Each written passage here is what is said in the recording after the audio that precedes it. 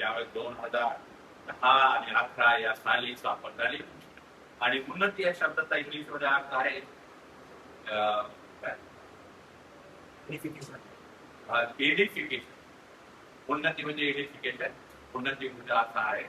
आणि 2010 सुरू झाली.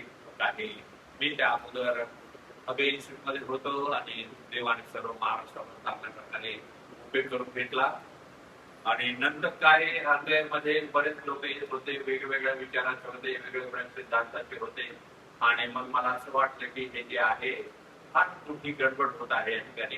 तर प्रार्थनापूर्वक निर्णय घेतला की आपल्याला स्पष्टपणे सुवार्ता प्रसारित आणि जे देवाचे योग्य वचन कशा प्रकारे आपल्याला महाराष्ट्रीय लोकांना देता येईल या विचाराने हे उन्नती ट्रस्ट सुरू झाली. आणि जे ट्रस्ट होते त्यामध्येही काही मतभेद झाले, त्यांना सोडावं लागलं. नंतर दुसरे नवीन घेतले, त्यांच्यामध्ये काही मतभेद झालं, त्यांनाही सोडावं लागलं. आणि त्या दरम्यान मास्टर क्लेप आणि प्रीती झाले. आणि बरेच काय असा मध्ये कालावधी गेला की त्यामध्ये असं वाटलं की उन्नती ट्रस्ट बंद करायला, कारण काही अडचणी होत्या. देवाची स्तुती असो, देवाची इच्छा होती की ही ट्रस्ट चालू राहावी, महाराष्ट्राचे ते एक आशीर्वाद करावं. आणि आज मागवरून पाहणारे जे झालं आहे ते उन्नती ट्रस्ट नाही, ते केवळ देवाने केलेलं आहे, हे मान्य करावं लागत आहे. आणि सुरुवातीला एक ध्येय होतं आमचं की महाराष्ट्रातील मंडळींना प्रशिक्षण द्यायचं. मंडळीतले जे योग्य असे लोक आहेत किंवा जे शिकाऊ इच्छित आहेत किंवा वडील जे आहेत त्यांना एकत्र आणायचं आणि त्यांना पवित्र शास्त्र आधारित सुवार्ता प्रसार काय आहे हा जो आहे तो शिकवायचा. पण नंतर असं दिसलं की हे जात आहेत, येत आहेत, जात आहेत आणि मंडळीमध्ये नक्की काय करत आहेत याबद्दल आम्हाला थोडी काळजी होती. म्हणून प्रार्थनापूर्वक आणि विचार केला की आपलीच अशी मंडळी झाली की आम्ही शिकवत आहोत ते आम्ही आचरणात आणत आहोत. आणि आमचं जे शिकवलं जातं इतरांना ते आमच्या मंडळीमध्ये ज्यावेळेस पेरलं जात आहे, कसं प्रकारे पीक येत आहे आणि तिथे सुद्धा ते वापरत आहे, त्या योजनेनुसार आम्ही मुंबईतली मंडळी सुरू केली आणि औषध पुण्यामध्येही सुरू केलं. तर ही थोडक्यात आहे. आणि मला माहिती माझी कधी पात्रता नव्हती ना, मी कोणत्या प्रकारे बायबल कॉलेज केलेलं आहे, पण देवाने का पुढाकार दिला आणि का केलं मला माहिती. पण मी देवाचे आभार मानतो की हे त्याचं काम आहे, तो नेत आहे. प्रार्थना करूया आणि आता सुरुवात करूया.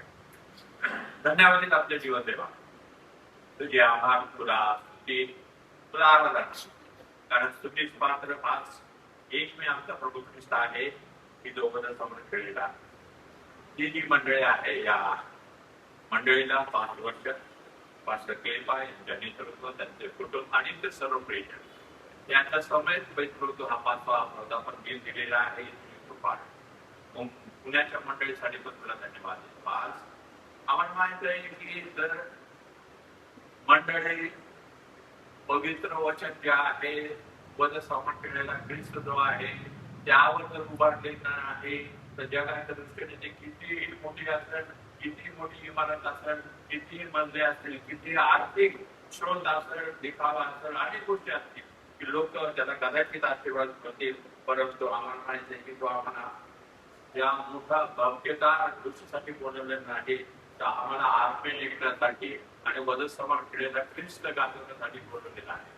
म्हणून तुला धन्यवाद की आम्ही ज्या शब्द आहोत आणि त्याचा उपयोग करून घेत आहे. तुला धन्यवाद. प्रिय जीवन नावाने मागतो म्हणून आहे. आज मी जो शास्त्रभाग निवडलेला आहे तो कलशेकराच्या पहिल्या भागात आहे. पण त्या अगोदर जाण्या अगोदर आपण एक कलशेकराचं पत्र जे आहे त्याचा थोडा आढावा घेऊ. आणि हे जे पत्र आहे ते अतिशय महत्वाचं आहे. याची पार्श्वभूमी जर समजून घेतली तर एकच ख्रिस्तच सर्वस्व आहे हा एकच शब्द त्यासाठी पुरेस आहे. कलशेकराचं पत्र पुढे गेले. हे पत्र ख्रिस्त पावलात लिहिले कारण सुरुवातीला पाऊल स्वतःला देवाच्या इच्छेने प्रेरित येशूचा ख्रिस्त येशूचा प्रेरित असेल म्हणतो आणि त्याचा त्याच्यामध्ये उल्लेख केलेला आहे. पावलाने हे पत्र लिहिले तेव्हा तुरुंगात सांगण्यात येत आहे आणि म्हणून आपल्याला असं दिसतंय की जे काही तुरुंगात लिहिलेले पत्र आहेत त्यापैकी हे एक पत्र आहे आणि म्हणून याला Epistles of the Christian असंही म्हणत आहे आणि साधारण मला 360 ते 62 या कालावधीमध्ये लिहिलेलं आहे आणि कळसाई मंडळी कधी सुरू झाली. कळसाई हे आशिया महाखंडामधील आजच्या तुर्कस्तानमधील एक शहर आहे. हे शहर लाउदिकिया आणि हेराक्लिस याच्या जवळ आहे. महत्वाची गोष्ट म्हणजे पाऊल स्वतः कळसाईला गेला होता ते बायबल मध्ये कुठं स्पष्ट दिसत नाही, परंतु कळसाई मंडळी जी आहे त्याचा सहकारी इकोप्रास हा जो पाऊलच्या सेवेद्वारे परिवर्तित झाला तो नंतर गेलेला आहे आणि आपल्याला असं दिसत आहे की त्याने कळसाई मंडळी सुरू केलेली आहे आणि येथे प्रश्न पावला आहे नंतर पावला कळसाईमध्ये सुवार्ता सांगितली असावी. त्यामुळे ही मंडळी पावलाच्या सेवेशी संबंधित असली तरी पावलाने स्वतः स्थापन केलेली मंडळी नसल्याची जास्त शक्यता आहे. या पदाचा मुख्य विषय काय आहे? मुख्य विषय येशू ख्रिस्ताची सर्वोच्चता आणि पूर्णता. येशू ख्रिस्तामध्ये सर्वोच्च जे पद आहे किंवा सर्वोच्चता आहे आणि जी पूर्णता आहे. पाऊल विशेषतः सांगतो की ख्रिस्त कोण आहे, ख्रिस्तामध्ये विश्वास करण्याला पूर्णत्व कसे मिळते आणि कसे पहिला अध्याय आपण पाहिजे 20 जे वचन ऐकले त्यामध्ये पाऊल आपल्याला आहे असं मानता येईल आणि ख्रिस्ताविषयी त्याने सांगितलेला आहे. तो फार महत्वाच्या गोष्टीबद्दल बोलत आहे. येशू ख्रिस्तावर लक्ष केंद्रित करत आहे आणि येशू ख्रिस्ताचा उल्लेख करताना तो काही महत्वाचे मुद्दे त्या ठिकाणी म्हणत आहे. उदाहरणार्थ तो अदृश्य देवाचे प्रतिरूप आहे. सर्व सृष्टी त्याच्याद्वारे निर्माण झाली, सर्व गोष्टी त्याच्यासाठी निर्माण झाल्या, तर सर्व गोष्टी परिपूर्ती असा आहे. सर्व गोष्टी त्याच्यामध्ये टिकून आहेत. तो मंडळीचे मस्तक आहे, त्याच्यामध्ये देवाचा पूर्णता वास करते. म्हणून पावलाचा संदेश आपल्यामध्ये थोडक्यात या कळसाईच्या पात्रामध्ये जर पाहायचा आहे तर तो असा आहे, तुम्हाला ख्रिस्ताव्यतिरिक्त दुसरे काही आवश्यक नाही, कारण ख्रिस्तामध्ये देवाची पूर्णता आहे आणि तुम्ही त्याच्यामध्ये पूर्ण झाला आहात. तो संत पाऊल सर्व काय गोळा करत आहे आणि तो ख्रिस्त कसा आपल्या आयुष्याची, आपल्या आध्यात्मिक जीवनाची आणि जी काही गरज आहे ती गरज ख्रिस्तामध्ये त्या ठिकाणी पुरवलेली आहे असं तो जे बोलत आहे. आणि बघ पावलाने हे पत्र काढलेले कारण गरज हे जे ठिकाण आहे त्या ठिकाणी आपल्याला दिसत की बरेच चुकीचं शिक्षण होतं आणि बरेच म्हणजे इतर मंडळ्या पत्र आहेत त्यामध्ये असं दिसत आहे की चुकीचं शिक्षण ते येशू ख्रिस्ताला नाकारत होते असं नव्हतं, ते अमान्य करत होते असं नव्हतं, पण त्याच्याबरोबर ते काही गोष्टी आहेत त्याच्या विशेष म्हणजे काही धार्मिक नियम होते, मानवी परंपरा होत्या, तपश्चर्या, विशेष ज्ञान म्हणजे तुम्हाला नाही काहीतरी एक आमच्याकडे विशेष ज्ञान आहे तुम्हाला नाही आणि ते तुम्ही या गोष्टी केल्यानंतर तुम्हाला प्राप्त होईल अशा प्रकारची शिकवण त्या ठिकाणी केली जात होती. म्हणून त्या ठिकाणी आपल्याला असं दिसतंय की ते आमच्या स्वतःकडे आध्यात्मिक शक्ती आहे असं ते दाखवत होते. म्हणून आपल्याला असं दिसत आहे की संत पाऊल जो आहे तो पुढे जाऊन म्हणतो की ते ख्रिस्त तर आहे चांगली गोष्ट आहे, पण आधी काहीतरी धार्मिक कृत्य, रूढी, परंपरा असं ते मान्य करत होते. पण तो संत पाऊल म्हणतोय ख्रिस्त आधी काहीतरी म्हणजे पूर्ण दान असे नाही. ख्रिस्त आहे पण तुम्हाला आधी काहीतरी पाहिजे आहे आणि आपल्याला जर यहुदी परंपरा जर पाहण्याच्या काळातल्या किंवा जे परुष आहेत किंवा जे ज्या काळातले शास्त्री होते त्यांनी अनेक असे नियम केले होते की ते त्या लोकांना काय आचरण भाग पाडत होते आणि हा एक महत्वाचा मुद्दा आहे. तर या ठिकाणी सरकार म्हणतोय ख्रिस्त अधिक काहीतरी म्हणजे चांगलं नाही तर ख्रिस्तच पुढे चालेल. आणि फार महत्वाची गोष्ट आहे जर तुम्ही नवा करार जर तुम्ही पाहिला आणि नव्या करारात शोधलं तर मला असं वाटतंय की ख्रिस्त हा शब्द जवळजवळ 529 वेळा आले. कारण की असं जर काय वेगळं असं तर एका ठिकाणी किंवा दोन ठिकाणी फरक असतात आणि एखादा शब्द एखाद्या पुस्तकात एका अध्याय जर वारंवार येत आहे तर याचा अर्थ असा आहे की तो अध्याय ते पुस्तक त्या भाषणाभोवती फिरत आहे. आपण जरा एक वाचूया वर्तमान त्याचा 20वा अध्याय आणि 30 आणि 31 वचन या ठिकाणी हा जो योहान आहे तो हे योहान कृष्णवर्तमान मी काय लिहित आहे त्या ठिकाणी स्पष्ट करत आहे. योहान कृष्णवर्तमान त्याचा 20वा अध्याय आणि 30 आणि 31 वाचा. या पुस्तकात आहे अशी दुसरी पुष्कळ चिन्हे येशूने आपल्या शिष्याला दिली. येशू हा देवाचा ख्रिस्त आहे असा विश्वास ठेवा आणि विश्वास ठेवून तुम्हाला त्याच्या नावाने जीवन प्राप्त व्हावे म्हणून हे लिहिले आहे. अनेक असं चिन्ह होते ते सर्व चिन्ह लिहिले पण काही निवडक असे चिन्ह आहेत ते गोळा केले आणि या योहान कृष्णवर्तनात लिहिले यासाठी की येशू हा देवाचा पुत्र ख्रिस्त आहे आणि त्यावर विश्वास ठेवल्याने तुम्हाला जीवन प्राप्त व्हावे. मला असं वाटतं की हे जे वचन आहे केवळ योहान जे पुस्तक योहानाचं पुस्तक आहे त्यासाठीच पुरेसं नाही, संपूर्ण नवीन करण्यासाठी पण आहे. एवढंच नाही तर जुना करणार नवीन करणार त्या दोन्ही एकत्र मिळून जर तुम्ही म्हणलं की पवित्र शास्त्राचा एका शब्दात तुम्ही काय उपयोग काय आहे कशासाठी लिहिलं तर मला असं म्हणणं वाटतं येशू हा देवाचा पुत्र ख्रिस्त आहे आणि त्यावर विश्वास ठेवल्याने तुम्हाला जीवन प्राप्त होते. हे एक वचन आहे.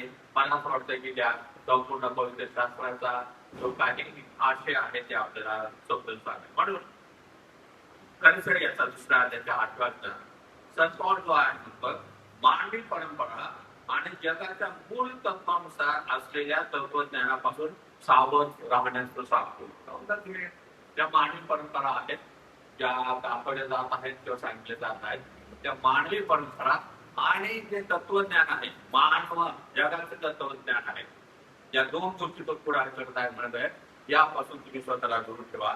आणि पुढे जाऊन पाहिलं तर तो अगदी स्पष्टपणे एकच मुद्दा मांडत आहे ख्रिस्त सर्वोच्च आहे, ख्रिस्त पुरेसा आहे म्हणून ख्रिस्तामध्ये असलेल्या ख्रिस्ताला म्हणून ख्रिस्तामध्ये असलेल्याने ख्रिस्ताला केंद्रस्थानी ठेवून नवीन जीवन जगावे. ख्रिस्त सर्वस्व, ख्रिस्त पुरेसा म्हणून ख्रिस्ताने ख्रिस्त लोकांनी ख्रिस्ताला केंद्रस्थानी ठेवून जीवन जगावे. आणि म्हणून आपल्या या वर्धापनदिनी मला असं वाटतं की आपल्याला जर स्वतःला काय पाहण्याची गरज आहे तर मला असं वाटतं की वैयक्तिकरित्या मी ख्रिस्तामध्ये आहे का ते तर आहेच आहे परंतु माझी मंडळी ख्रिस्त केंद्रित आहे. म्हणून आपण काय करूया की कलसीकरपत्र याचा पहिला जो अध्याय 9 ते 14 हे जे वचन आहे त्यामध्ये आपण सत्पावर जर तुम्ही या कलसीकराच्या अगोदरच्या भागात जर पाहिलं तर तो त्या मंडळीबद्दल बघत बरंच काय बोलत आहे ती मंडळी कशी पाहूया. तो काय करत आहे तिसऱ्या वचनात सांगताय ख्रिस्त येशूमध्ये तुमचा विश्वास व तुमची पवित्र जनावरांची पट्टी यावरची आहे. म्हणजे त्याचा ख्रिस्त येशूमध्ये विश्वास आहे, पवित्र जनावरांची प्रीती आहे. आम्ही तुम्हासाठी जेव्हा प्रार्थना करतो तेव्हा स्वर्गात तुम्हासाठी राखून ठेवलेल्या आशेमुळे आम्ही सर्वदा आपला प्रभू येशू ख्रिस्ताचे उपवास म्हणतो. तुमचे विश्वास, तुमची प्रीती आणि तुम्ही जे तुमची जी आशा आहे विश्वास प्रीती आणि आशा आहे 3 शब्द ते त्या ठिकाणी वापरत आहे. आणि मला असं वाटतं की ते फार मूलभूत आहेत आणि आवश्यक आहे. आणि अशा मंडळीला तो लिहित आहे पुढे म्हणत आहे या ज्या आशेविषयी तुम्ही सुवार्तेच्या सत्य वचनात पूर्वी ऐकले जी सुवार्ता तुम्हाकडे येऊन पोहोचले आहे तुम्ही देवाच्या कृपेविषयी ऐकले व खरेपणाने तुमची माहिती करून घेतली त्या दिवसापासून जशी तुम्हामध्ये तशी सर्व जगामध्ये पण उद्योगत होत चाललेली आहे. म्हणजे विश्वास, प्रीती, आशा आणि सुवार्ता सर्व गोष्टी तुमच्यामध्ये आहेत. एवढंच नाही तर तो फळ देत आहे. मला असं वाटतं की अशा मंडळीला आणखी काय सांगायची गरज आहे. मला असं वाटतं की आजची धर्माच्या ख्रिस्ती मंडळी आहे सर्वसाधारण लोकांमध्ये जर माहिती का आपण गेलो आमच्या चर्चचा वाढदिवस आहे तर ते पाळत साहेब काय प्रार्थना करतील बरं तुमची भरभराट ठेव, तुमची संख्या वाढव अनेक गोष्टी असेल त्या सांगतात की बहुतेक त्या आध्यात्मिक नसून जास्त करून त्या जगी जास्त परंतु या सर्व या सर्व गोष्टी अगोदर आहेतच आहे हे कबूल करत आहे आणि मग तो त्यांच्यासाठी प्रार्थना करत आहे. आणि म्हणून तो पुढे म्हणत आहे जर आपण कर्षे करायचं पहिल्या अध्यायाच्या 9 ते 14 मध्ये पाहिलं तर आपल्याला पाहिलं पाहिजे आपली मंडळी ख्रिस्ती केंद्रित आणि पावलं जो आहे तो म्हणतो की ही आपली प्राप्त जी आहे त्याबद्दल तो बोलत आहे. देवाची इच्छा जगणे, ख्रिस्ताला स्वतः देणारे जीवन जगणे, संकटात देवाच्या सामर्थ्याने धीर धरणे आणि आनंदाने उपकार स्मरण करणे किंवा देवाचे आभार मानणे, हे सर्व त्या पित्याच्या कृपेवर आधारित आहे, ज्याने आपल्याला अंधकारातून सोडून आपल्या प्रिय पुत्राच्या राज्यात आणलेला आहे. हा जर तास बाजू वाचला तर त्यामध्ये त्या टप्प्याटप्प्याने आहेत. तर पहिली गोष्ट ख्रिस्ताची इच्छा समजून घ्या. ती समजून घेतल्यानंतर ख्रिस्ताला समजून देणारे जीवन जगा आणि मग संकटात जळाले राहा, कारण हे अपेक्षित आहे. जर आपण त्या मार्गाने चाललेलो आहोत तर आपल्याला संकट येणार आहे, त्यामध्ये धीराची गरज आहे. आणि त्या सर्व गोष्टी असताना देवाचे आभार माना आणि हे लक्षात ठेवा की एक काळ तुम्ही अंधकाराच्या राज्यात होता, त्या राज्यात त्याच्या आधिपत्याखाली तुम्ही होता, परंतु आता देवाने तुम्हाला पुत्राच्या प्रकाशाच्या राज्यात आणलेलं आहे. मग हे जर सर्व आहे तर मला या ठिकाणी संत पाऊल जे सांगतो ते फार आवडतं. तो म्हणतो तसं जर का तुम्ही जर म्हणत हे सर्व झालेलं आहे तर तुम्ही तसे जगा. पाऊलला आहे कलसीकरणासाठी प्रार्थना करत असताना त्यांच्या आधी ज्या आपण गोष्टी पाहिल्या की विश्वास असे याबद्दल तो बोलतच आहे, परंतु तो म्हणत आहे केवळ सुवार्ता इथून थांबणे नव्हे तर ख्रिस्ताचे आदेशाचे ज्ञान मिळवत त्याच्याप्रमाणे जगणे. सुवार्ता ऐकली पण तो म्हणतो तेवढं तिथं थांबू नका, तर जे ऐकलेलं आहे त्याप्रमाणे तो म्हणते आपलं जीवन जगा. म्हणून पहिला जो मुद्दा आहे 9 ते 10 वर्षामध्ये देवाची इच्छा जाणून ख्रिस्ताला योग्य असे जीवन जगा. देवाची इच्छा जाणा आणि ख्रिस्त जे अपेक्षित करत आहेत तसं जीवन जगा. म्हणून तो म्हणतो तुम्ही त्याच्या इच्छेच्या ज्ञानाने सर्व आध्यात्मिक ज्ञानाने व समजुतीने भरून जावे. मग तुम्ही आमच्या प्रीती आनंद आवश्यक गोष्टी आहेत त्या आहेत आणि सर्व आहेत. पण तो म्हणतोय की माझी इच्छा आहे की या सर्व गोष्टी असतात देवाची इच्छा जी आहे ती प्राधान्य ठेवा. तिचं जे ज्ञान आहे त्याने तुम्ही ते स्वीकारा, त्यामध्ये भरून जा आणि तो म्हणतोय या सर्व गोष्टी करत असताना समजूतपणाने वागा. नाहीतर पुष्कळ वेळा या गोष्टी ज्या आहेत त्या गर्वासाठी कारणीभूत होतात. पण संत पाऊल या ठिकाणी म्हणत आहे की या सर्व गोष्टी केल्यानंतर तुमच्यामध्ये समजूतपणा वाढायला पाहिजे. कधी कधी काय होत आहे की एखादा देवाचा सेवक जो आहे तो फार सुंदर शिकवत आहे, सर्व म्हणजे का चांगल्या प्रकारे सांगत आहे, परंतु त्याला न वाटणारी गोष्ट घडली किंवा त्याच्या विरुद्ध काय बोलणं की तो अशा प्रकारे प्रगट होतो की त्याने जे शिकवलेलं आहे किंवा सांगितलेलं आहे त्याकडे दुर्लक्ष होतं. म्हणून जीवन जगा ख्रिस्तामध्ये आणि त्यासारखे म्हणतं की तुमची वर्तणूक तुमचं समंजसपणाचं साधवा.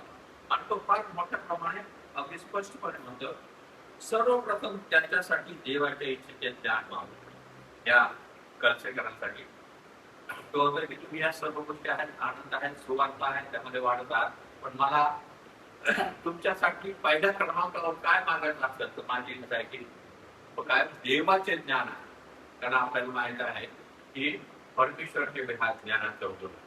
जोपर्यंत परमेश्वराचे भय समजत नाही, देव कोण आहे, मी कोण आहे, माझी परिस्थिती कशी आहे, देवाची माझी ओळख कशी झालेली आहे, पाप म्हणजे काय, पाप वगैरे देव कसा पाहतो हे आपल्याला समजत नाही, तोपर्यंत आपल्याला ते त्याची इच्छेचं ज्ञान म्हणून कठीण आहे. म्हणून तो पण म्हणतोय की हे जे आहे देवाची इच्छेचं ज्ञान आहे तो तर फक्त त्याची केवळ माहिती मिळवू नका. देवाची इच्छा जगणे, जाणणे म्हणजे देवाच्या वचनातून त्याला ओळखणे आणि सत्याप्रमाणे जीवन जगणे. तो म्हणतो की हे जर देवाची इच्छा जर आहे जाणणे म्हणजे देवाच्या वचनातून त्याला ओळखणे. आणि आता काय करतो, देवाची इच्छा मला समजून घ्यायची मग मी उपास करतो. ठीक आहे, उपास त्याच्या विरुद्ध आपण नाही, पण उपास नाही. तुम्हाला देवाची इच्छा देवाच्या वचनातूनच समजल. देवाचं वचन वाचल्यानंतर योग्य संदर्भासह आणि त्याला पुढे योग्य ते स्पष्टीकरण दिल्यानंतर ते समजून. म्हणून तो देवाचं जे वचन आहे ते आपल्याला ओळखलं पाहिजे आणि त्याच्यातलं सत्य जे आहे ते समजून घ्यायला पाहिजे आणि सत्याप्रमाणे आपलं जीवन असलं पाहिजे. म्हणून त्या हे ज्ञान मिळावे यासाठी तुम्ही प्रभूला योग्य असे जीवन जगावे आणि सर्व प्रकारचा संतोष द्यावा. हे ज्ञान मिळालं, हे तुम्ही आत्मसात केलं, त्याप्रमाणे तुम्ही जीवन जगला तर काय करतात, देवाला गौरव. आपल्याला माहिती आहे यशात 7 मध्ये म्हटलेलं आहे, ज्यांना माझ्या नावाने बोललेलं आहे, माझ्या गौरवासाठी बोललेलं आहे. तुमचं माझा गौरव देवाचं, तुमचं माझ्या जीवनाचा हेतू काय आहे माहिती आहे? एक हेतू आहे, तो म्हणजे देवाच्या नावाचं गौरव करणं. वैयक्तिक जीवन असो, कौटुंबिक जीवन असो, सांसारिक जीवन असो, हे एकच आहे की देवाच्या नावाचं गौरव व्हायला पाहिजे. म्हणून तो म्हणत आहे की या सर्व गोष्टीमध्ये तर देवाच्या नावाचं गौरव व्हायला पाहिजे, तर त्याला संतोष द्यायला पाहिजे. आता संतोष जर द्यायला पाहिजे तर त्याची इच्छा समजून घ्यायला पाहिजे, इच्छेचं ज्ञान समजायला पाहिजे, ते आज्ञा पालन करायला पाहिजे आणि आपल्या जीवनात ते घ्यायला पाहिजे. म्हणून आपल्याला थोडक्यात जर म्हणायचं आहे, देवाच्या वचनाचं ज्ञान, मग आचरण, देवाला संतोष, आणि मग त्याला दुसऱ्या शब्दात जर म्हणायचं आहे फळ देणारं जीवन. जर तुम्ही मत्ते 7:20 मध्ये पाहिजे म्हटलेलं आहे, त्यांच्या फळावरून त्यांना ओळखा. फार आवश्यक गोष्ट आहे.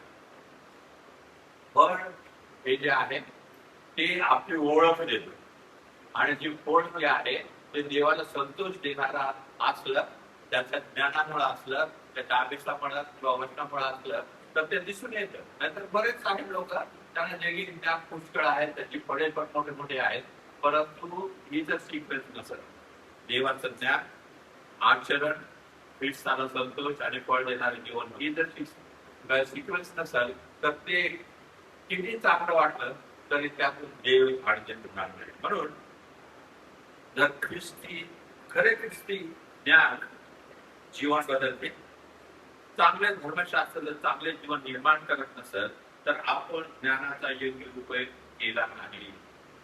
काय म्हणता येईल बा, खरे ख्रिस्ती ज्ञान जीवन बदलते. आपल्याला पवित्र शास्त्रात सांगितलेलं आहे, नव्याने जन्मल्याशिवाय. म्हणून हे जीवन बदलणार ते ख्रिस्ती खऱ्या ज्ञानानेच होत्या. आणि मग हे तर सर्व चांगलं ज्ञान आहे, चांगलं धर्मशास्त्र आहे, आणि त्याने जर जीवन जर बदललेलं नाही तर असा प्रश्न होतो की त्या ज्ञानाचा तुम्ही सुयोग्य प्रकारे वापर केलेला नाही. म्हणून आपण स्वतःला काही प्रश्न विचारायला पाहिजे. मला मागण्याविषयी अधिक माहिती आहे का? पण त्या सत्यामुळे मी अधिक नम्र झालो आहे का? मी अधिक पवित्र झालो आहे का? मी अधिक प्रेमळ, सहनशील, क्षमाशील सेवक झालो आहे का? माझे ज्ञान मला ख्रिस्तासारखे बनवत आहे का? कारण प्रत्येक चांगल्या कामात फळ देत राहा आणि देवाच्या ज्ञानात वाढत राहा, असं सद्भाव दाखवतात. त्या सर्व गोष्टी आहेत त्या आपल्याला मला स्वतःला लागू करायच्या आहेत, आणि मला स्वतःला प्रश्न विचारायला आहेत की ज्ञान मला मिळत आहे त्यामध्ये मी वाढत आहे का? आणि ज्ञान जर मिळत आहे, ख्रिस्ताकडून मिळत आहे, तर ख्रिस्ताचे गुणधर्म, कारण एकच आहे. पवित्र शास्त्राचा, पवित्र आत्म्याचा एकच उद्देश आपल्या जीवनासाठी आहे, तो म्हणजे आपण ख्रिस्तासारखं बनावं. आपली सहनशीलता, आपली क्षमाशीलता, आपलं पावित्र्य हे जे आहे त्याच्याप्रमाणे बनावं अशी त्याची इच्छा आहे. म्हणून आपण स्वतःला एक प्रश्न विचारायला पाहिजे, कारण या ठिकाणी 10व्या वचनात म्हटलेलं आहे, प्रत्येक चांगल्या कामात फळ देत राहा आणि देवाच्या ज्ञानात वाढत राहा. ख्रिस्ताशी जोडलेले जीवन फळ देणारे जीवन असते. समीकरण नाही, मी ख्रिस्ताशी जोडलेला आहे पण माझ्याकडे मला फळ देता येणार नाही, ते शक्यच नाही.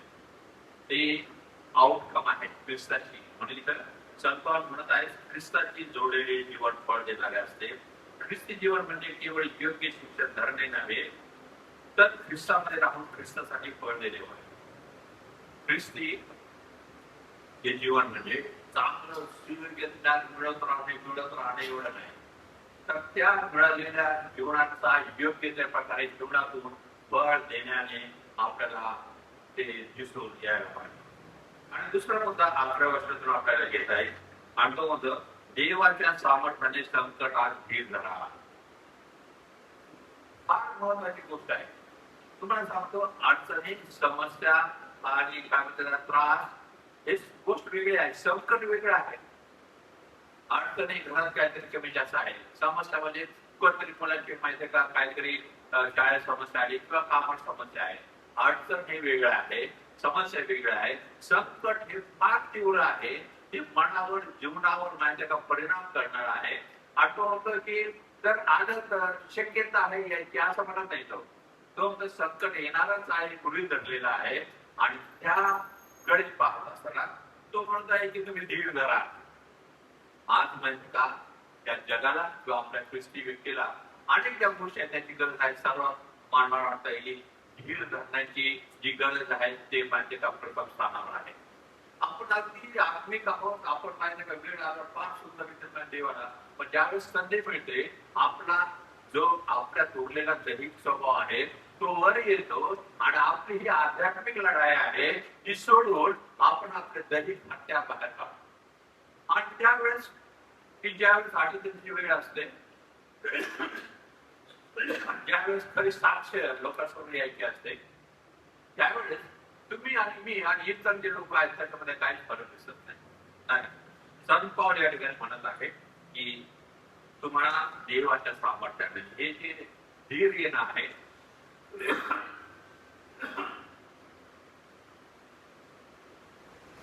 ते देवाच्या सामर्थ्याने आहे. तुमच्या स्वतःच्या सामर्थ्याने मी आज दिवसभर माझे प्रार्थना करतो आणि उद्यापासून माझ्या का मी देवाने घेतो नाही. आणि देवाचं सामर्थ्य जर पाहिजे आहे तर मला वाटतं पहिली त्यामध्ये लिहिलेलं आहे त्या ठिकाणी आपल्याला दिसत की हे लिहिणे आहे ते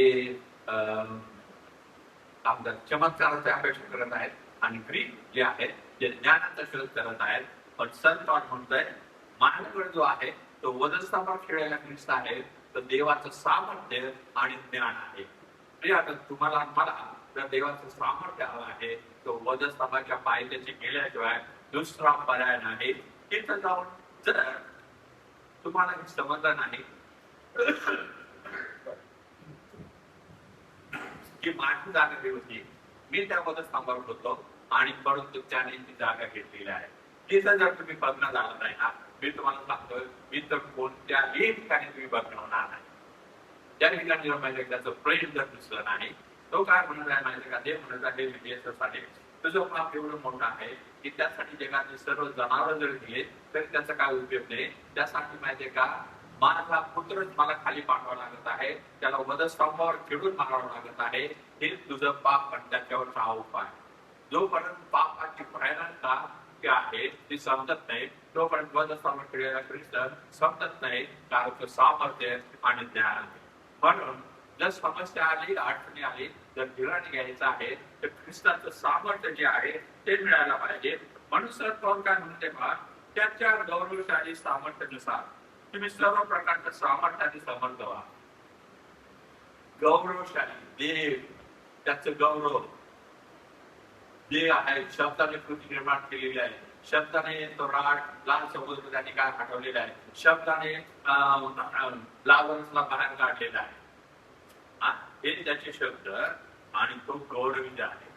येशू ख्रिस्ताला 3 दिवसाच्या मेल्यातून उगावलेला हे त्याचे गौरवाचं सामर्थ्य आहे. तो या सामर्थ्याने तुम्ही भरून जावे म्हणजे सर्व प्रकारचे धैर्य व सहनशीलता आनंदाने धरावी. तो काय इतर कधी मध्ये नाही.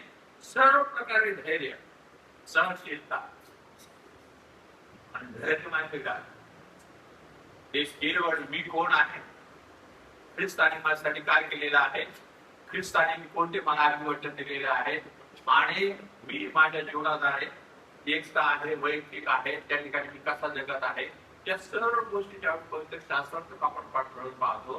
त्यामुळे आपली स्वतःची माझे का उमेद वाढत नाही तर या ठिकाणी माझ्या येईल धैर्य लागतं केवळ ख्रिस्त येऊ शकतो. आज अनेक जण उठलेला आहे स्वतःच माहिती का नाही स्वतःला तुम्ही सक्षम करा स्वतःकडे माहिती का निर्भीडपणे पहा स्वतःला काहीतरी माहिती का जगाला तुम्ही दाखवून द्या नाही द्या. कदाचित जगाच्या या देवात ते कुठेतरी माहिती का थोडंफार उपयोगी पण जे देवापासून येणारं धैर्य आहे जे ख्रिस्तापासून येणारं धैर्य आहे जे संत पॉल जो आहे तो त्या ठिकाणी आपल्याला दिसत आहे की जर तुम्ही प्रेषिताची कृती आहे 26व्या अध्यायामध्ये तो त्या ठिकाणी आहे तुरुंगात आहे आणि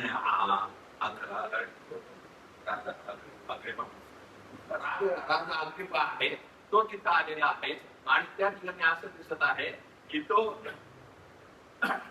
म्हणत आहे याला तुरुंगात ठेवण्यासाठी यांनी काहीही केलेलं नाही आणि याला माझ्या सोडून देता येईल अशी त्या ठिकाणी परिस्थिती आहे. पण संत पॉल जो आहे ना, तो म्हणतोय मला कैसराकडे म्हणजे रोमकडे जायचं आहे. तुम्ही कधी असा विचार केला का हो? एखादा अपराधी म्हणून आहे किंवा कोणीतरी कुणी आहे, त्याच हायकोर्टामध्ये केस चालू आहे आणि हायकोर्टचे जजेस आहेत म्हणत आहे की हा निर्दोष आहे, याला सोडून द्या. पण तो म्हणतोय मला हायकोर्टातून नाही, मला सुप्रीम कोर्टात जायचं. हायकोर्टातून तो तिथं झाला तर पहिले दार उडून उलटे तिथून तो बाहेर पडतो. पण संत पॉल काय म्हणत आहे की नाही, मला कोणाकडे जायचं आहे, कैसराकडे जायचं आहे.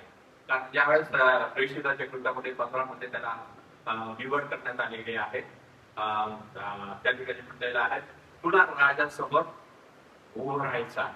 आणि त्या काळामध्ये जर तुम्हाला राजासमोर उभं राहायचं आहे तर तुम्ही किती ज्ञानी आहात त्याचा काही उपयोग नव्हता.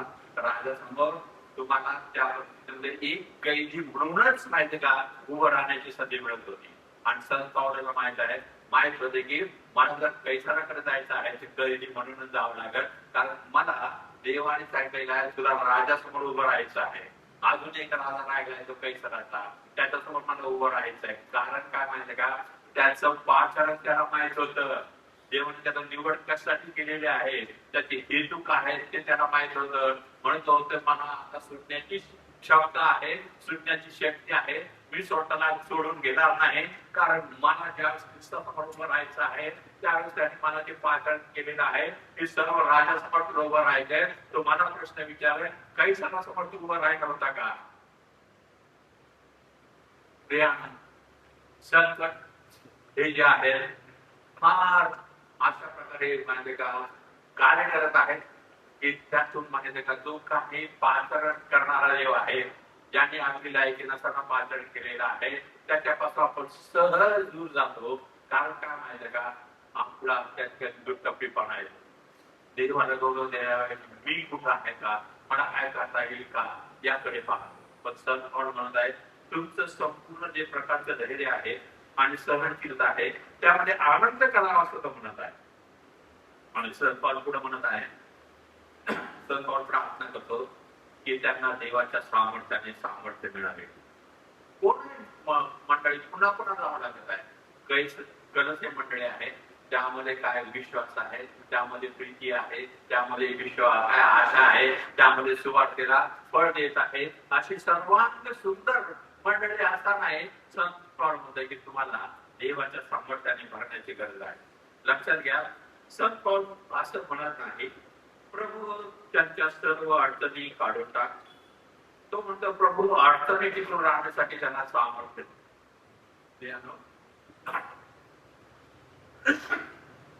खुशी वेळ आपल्या जीवनामध्ये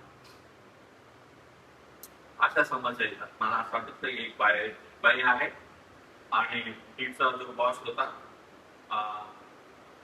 तो तिला फार त्रास देत होता आणि तिला फार कठीण चाललं होतं. आणि तिने प्रार्थना करी देवाकडे, देवा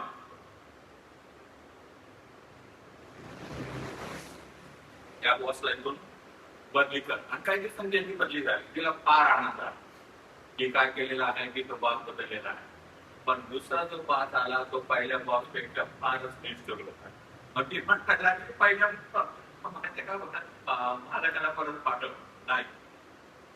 देव तुमच्या जीवनात आज सकाळी एक सुंदर वचन मात्र तुमच्या जीवनातल्या समस्या त्याच्या गौरवासाठी तो पाठवत आहे हे जर समजलं ना, मी निश्चित सांगतो की त्यामध्ये आनंद आहे. पण ते कधी शक्य माहिती का, जोपर्यंत पवित्र शास्त्र आपल्याला काय सांगत आहे ते समजून घेता येत नाही तोपर्यंत आपल्याला ते समजणार आहे. म्हणून ख्रिस्ती जीवनात जे आहे दुःख आहे, विरोध आहे, परीक्षा आहे, प्रतीक्षा आहे. म्हणून आपल्याला केवळ परिस्थिती बदलणं गरजेचं नसतं. आपल्याला परिस्थितीत विश्वास राहण्यासाठी देवाच्या सामर्थ्याची गरज आहे. परिस्थिती पुष्कळ वेळा जर संत जर तुम्ही पवित्र शास्त्रातून पाहिलं तर योसेफाचं करण्याचं उदाहरण घेतलं. योसेफाने माझ्या विनंती केली असते देवा मला हे विकत आहेत काय किंवा माहिती कष्ट देव होत आहे. त्यांच्या प्रार्थना नाही, तो शांत राहिला. वेळोवेळी त्याला समस्यातून जावं लागलं, पण सरचिटणीस त्याच्या कुटुंबाचा माझ्या तो बचाव करणार नाही. आज मला माहित नाही काही समस्या अशा दिसत आहेत की त्या सहनशीलतेच्या पलीकडच्या आहेत. परंतु जर देवाच्या वचनात आपण राहिलं सहनशीलता म्हणजे त्याच्या इच्छेने त्याने आपल्याला केली तर दिशेला पाणी आपल्याला देवाचे सामर्थ्य उपलब्ध आहे. म्हणून जीवनात दुःख आहे, विरोध आहे, परीक्षा आहे, प्रतीक्षा आहे, त्यावेळेस आध्यात्मिक हातकार बाहेर काढा, गुडघ्यावर या, देवाकडे जा. देवा, ही तुझी समाज जीवनात काय आहे, या परिस्थितीत मी माघारी न जाता या परिस्थितीत तुझं गौरव कसं करावं यासाठी मला सांग. आणि गुरुदेव म्हणत आहेत या सर्व गोष्टी दुःख आहे किंवा माहिती का कसं तरी करावं लागत आहे म्हणून आहे, तर तो म्हणतो हे सर्व गोष्ट तुम्ही आनंदाने करा. ख्रिस्ती आनंद हा परिस्थितीवर अवलंबून नसतो, तर तो ख्रिस्तावर अवलंबून आहे. परिस्थिती येते, बदलते, जाते, पण ख्रिस्त न बदलणार आहे. म्हणून हा जो आनंद आहे कोणता, की ख्रिस्त समजलेला आहे, त्याचं ज्ञान समजलेलं आहे, त्यामुळे जीवन आचरण करत आहे, देवाला संतोष मिळालेला आहे, फलदायी जीवन आहे. या ज्या गोष्टीचा जो आनंद आहे ना, तो देवापासून आहे. आणि म्हणून या ठिकाणी आपल्याला मानवी जे काही हत्यार आहेत ते उपयोगी आहेत. तर आनंद हा परिस्थितीवर आधारित नसतो, तर ख्रिस्तावर आधारित असतो. आपली शक्ती आपल्याला इच्छाशक्तीत नाही, आपली शक्ती आपल्या इच्छाशक्तीत नाही, ती देवाच्या गौरवशाली सामर्थ्यात आहे. म्हणून संकटात आपण केवळ प्रभू हे संकट दूर करायची प्रार्थना करू नये, तर प्रभू या संकटामध्ये तुला विश्वासवर राहण्यात मला सामर्थ्य दे अशी प्रार्थना करावी. कारण हेच जे आहे, अनेक जण आहेत ते कुठं पडलेले माहितीये का, संकट. ज्यावेळेस सर्व काही चालू आहे ना, अगदी हारी व्यापी जवळ आहे, ज्यावेळेस समस्या आले ना त्यावेळेस अडचण निर्माण आहे. आणि म्हणून आपण आता 12 ते 14 वचन जर पाहिलं तर तिसरा मुद्दा आपल्या त्या ठिकाणी निघतो, देवाने ख्रिस्तामध्ये आपल्यासाठी काय केले आहे ते आहे. का बरं माहिती का, ध्येय धरून माग काय केलेलं आहे, माग कसा झालेला आहे. मला कधी साराचं उदाहरण फार घेऊशी वाटतं की आश्रम गेलेला आहे, निघालाय 12 वाजता, नक्कीच आपल्याला दिसत आहे की त्या ठिकाणी फारो आहे, तो तिला घेऊन जात आहे आणि त्या ठिकाणी कोणत्या प्रकारचा वाद वगैरे नाही. आणि मग नंतर पुन्हा पुढे जाऊन पाहतो 20 त्यात आम्ही मला एक तो घेऊन जात आहे, त्या ठिकाणी हवा साथ आहे ती बात करत नाही. कारण काय, मी मागं पाहिलं, अरे साळ मोठा फादर राहत होता, त्याने माहिती का मला नेलं, पण तो मला हात लावू शकला नाही. जिथं मला देवाची समक्षता अगदी जवळ मानण्याचे का जवळ जाणवली, तोच देव आजही माझ्यासाठी करत. मी आब्रामाला माहिती सॉरी आब्रामाची वाद करणार नाही, कारण त्या काळाची रीतच होती. एखादी सुंदर स्त्री जर एखाद्या राजाला आवडली तर तो त्या सुंदर स्त्रीला आपली बायको म्हणून ठेवत असतात. पण ती कुणाची बायको असली तरी त्या नवऱ्याला मारून टाकत असे, कारण नवीन राजाने काय तर तेव्हा त्याला आवडते. परंतु साधने काय बाहेर गोष्टीकडे पाहिजे, मी किती कधी बारो समोर आधी मध्ये काहीच नाही, म्हणून मी आब्रामाची वाद घालणार नाही, देवाच्या हाती पडण्याचं पसंत करेल, कारण त्याचे सामर्थ्य पाहिजे. आणि मला तुम्हाला सांगू द्या, त्यावेळेस जर साराने अप्रोच केला असता, आब्रामाला माहिती का म्हटलं तू नवरा आहेस ना, तुझ्या मागं आलेला आहे मी, आणि मग असं कसं माहिती समस्या आल्यावर तुम्हाला सोडून देत आहे. त्यावेळेस त्या जगातील किंवा आताच्या जगातील कोणत्याही स्त्रीने तिला नाव ठेवले नसते, परंतु तिचं नाव भविष्यशास्त्रात आलंच नसतं. सर्व जगाला त्यावेळेच्या स्त्रियांना, होणाऱ्या स्त्रियांना, जगातील सर्वात ज्या सर्व स्त्रिया आहेत त्यांच्या समोर एक धैर्यवान, देवावर आरोप राहणारी, संकटाला घेतलेली स्त्री देवाला पाहिजे होती. म्हणून त्यांनी त्या साडीला अशा प्रकारे करत. म्हणून प्रियानो, आपल्या जीवनात काय केलेलं आहे. मी ज्यावेळेस माझं जीवन स्वतःच पाहिजे, मी खेडेगावातून आलेला आहे आणि मागे काही दिवसांपूर्वी माझं जे गाव आहे मुळगाव तिसगाव म्हणून आहे, नगरमध्ये पाथर्डी तालुक्यात आहे. आणि तिथं मी गेलो आणि मी आमचं जे वस्तू तिथे गेलो तर माझे ससानेच आडनावाचे जे माझे माझे का जवळचे रक्तातले नाते जे होते, नातेवाईक होते तिथं बसलेले आहेत आणि बऱ्याच पाहिजे का विदर्भी गोष्टी ज्या आहेत काहीच्या स्वतःला लावलेल्या आहेत, काहीच्या आवर वारून घेत आहेत. फक्त तेव्हा ते माझ्या आत्ता नाही ते मी एकच आहोत ना, तो माझं का मला का बाहेर काढलं आणि मग मी त्यांच्यापैकी एकच आहे तरी तुझी कृपा म्हणून मिळालं. हेच आजचं जे जीवन आहे मला तुम्हाला सांगण्याचं याचा पहिला पाहिजे सृष्टीच्या स्थापनेमध्ये देवाने तुम्ही काहीतरी चांगलं केलेलं म्हणून तुम्हाला नाही, सृष्टीच्या स्थापनेपूर्वी देवाने तुमच्या कृपा केली, तिथे निवड केली, सुवडी देवाचं वचन आलं, तुमच्याशी बोललं, देवानेच विश्वास दिला, देवानेच कृपा पुरवली, देवानेच स्पष्टता दिली, देवच तुम्हाला चांगवत आहे. आज तुम्ही या मंडळीमध्ये आहात ते तुम्ही स्वतः नाही, तर देवाची इच्छा कुठे म्हणून त्या मंडळी आज या मंडळीमध्ये. आणि म्हणून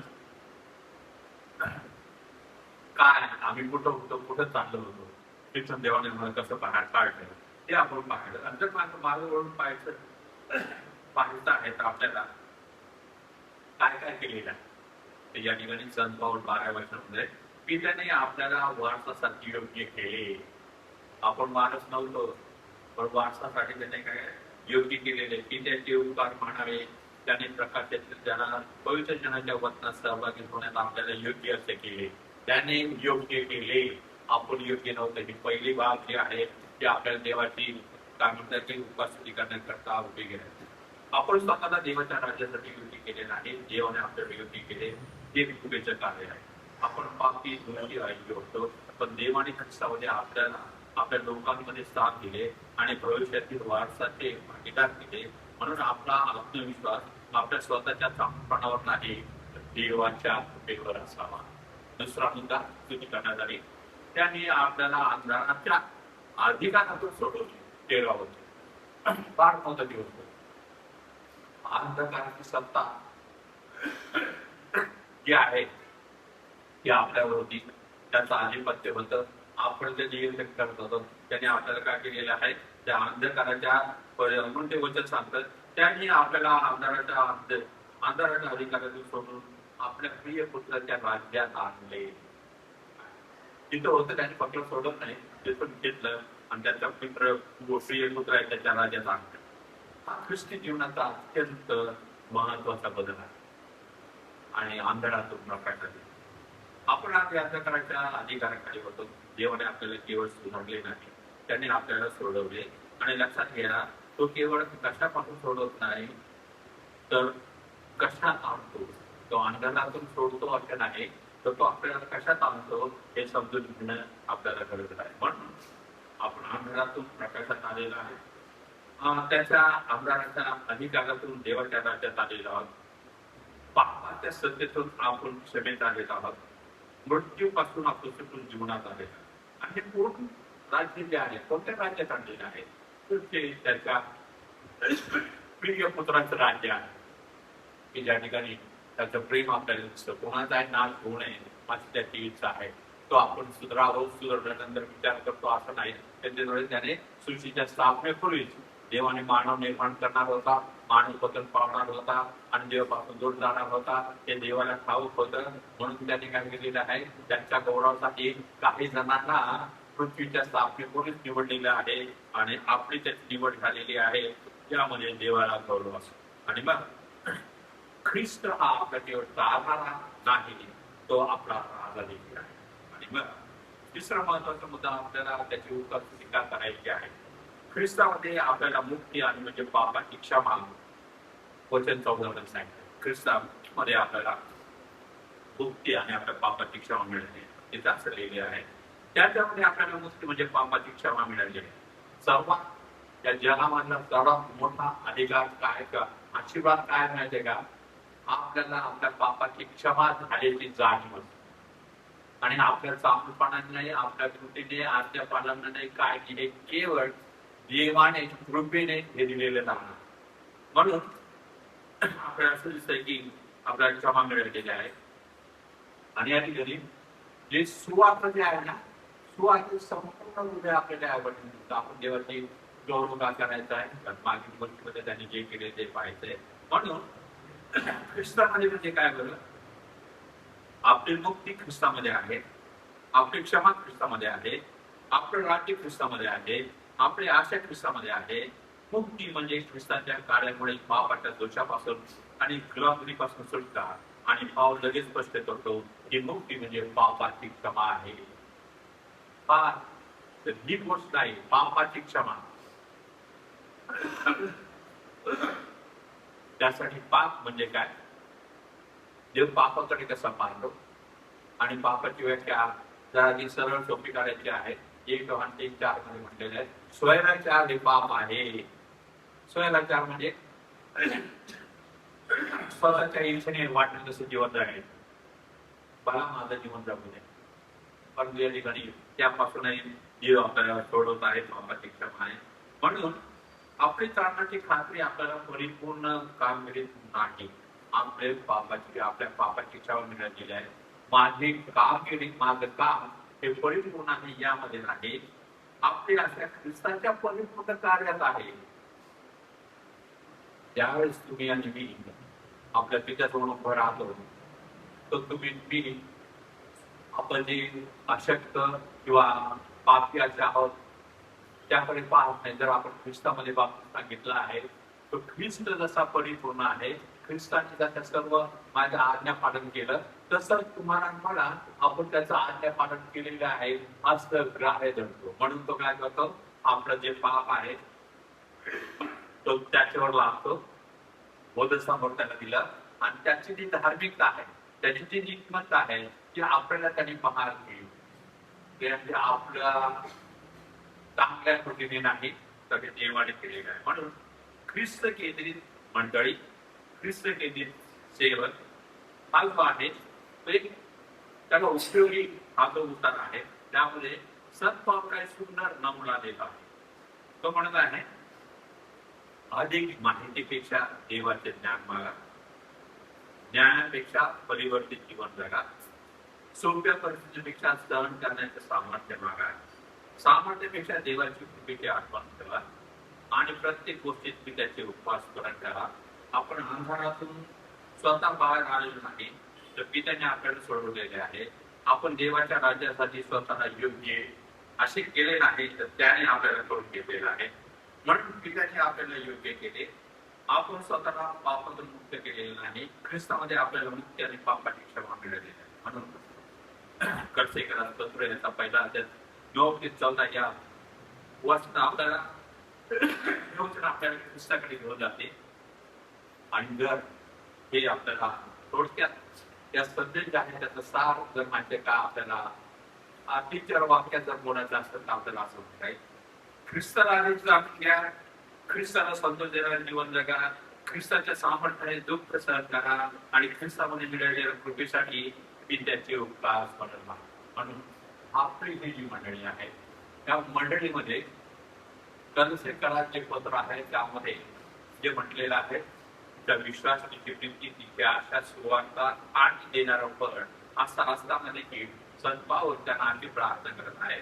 म्हणून आज हे उन्नती बायबल चर्च मुंबई आणि पुणे उन्नती सर्व जी सेवा आहे त्यासाठी मला देवाकडे विनंती करावीशी वाटते की उन्नतीच्या सेवेने ख्रिस्ताला अधिक जाणून घ्यावे, उन्नतीच्या सेवेने ख्रिस्ताला संतोष देणारे जीवन जगावे, उन्नतीच्या सेवेने ख्रिस्ताच्या सामर्थ्याने दुःख सहन करण्यासाठी तयार असावे, आणि उन्नतीच्या सेवेने ख्रिस्तामध्ये मिळवलेल्या कृपेसाठी पित्याचे उपकार स्मरण करा.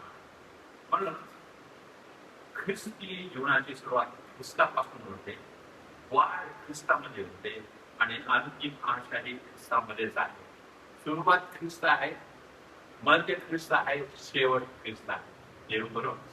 आणि या कर्सेकरांना ज्या प्रकारे पावलाने मार्गदर्शन केलं ते आज आपल्याला मिळालेलं आहे. आपण त्या मार्गात चालूया आणि अशक्त पण जे आहेत ते देवाकडे येऊया आणि आपल्याला अनेक चांगले गुण आहेत पण देवाचं ज्ञान ते समजून घेऊया, संकटात धीराने घेऊया, देवाकडे जाऊ. त्या ठिकाणी देवाच्या आपण मागतो की मला देवाने सध्या जेव्हा करो आणि आपलं कार्य